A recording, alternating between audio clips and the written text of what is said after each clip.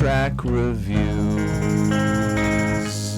Hi everyone, Anthony Fantano here, internet's busiest music nerd. We have some Kid Cudi news. The rapper, songwriter, and singer extraordinaire Mr. Kid Cudi, he has a new album on the way titled INSANO. It's got over 20 tracks on it. We had one single from it. It was like this summery, sweet, boring little poppy tune that I hoped wouldn't end up on an album, but I guess it's going to be on this one. That's a bit of a headache, but the record was set to drop this year in September. However, Cudi has pushed it back to 2024, and I guess to make up for this sudden change in scheduling, he's released 2 tracks from the record for fans to take in. He says these 2 are some of his favorites from the record. He's put them out on SoundCloud, and they are titled Ill, What I Bleed, and Most Ain't Dennis. Now, we're kind of changing the typical track review format here because before coming on camera, I've already spun these tracks. Usually I listen to them as I'm doing the video.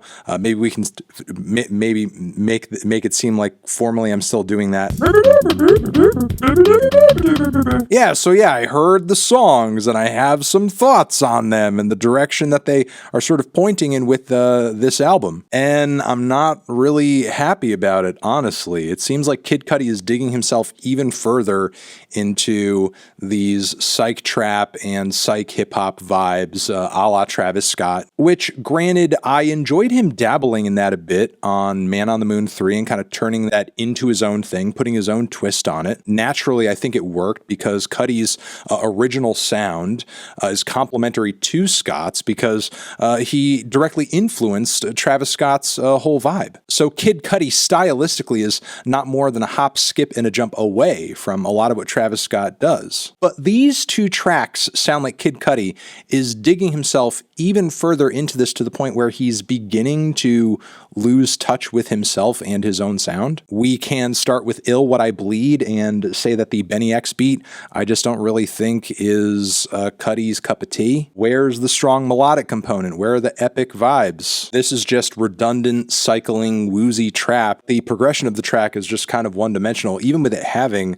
a notable chorus. What's even worse is that there's not a whole lot of substance to what Cudi is saying on the track either. Not to require that every song every artist makes be deep or profound or something like that, but usually Cudi vocally and lyrically is pretty great at getting in touch with his emotions, getting the audience in touch with their own emotions. But given all the cheap, forgettable, and frivolous flexes at the front end of this track, especially the front end of this track, Cudi just doesn't really seem to have a lot to say here. Plus, the over-dependence on auto-tune, I think, kind of sucks out of the mix any likable and human qualities about Cudi's voice typically. Now let's move on to Most Ain't Dennis, which also features another Benny X beat. One that I think is even less dynamic than the one on the other track, and vocally and lyrically, Cudi brings even less to the table here as well. Not only am I getting Travis Scott vibes again on this track, but I'm specifically getting Birds in the Trap vibes in that the song is very one-dimensional,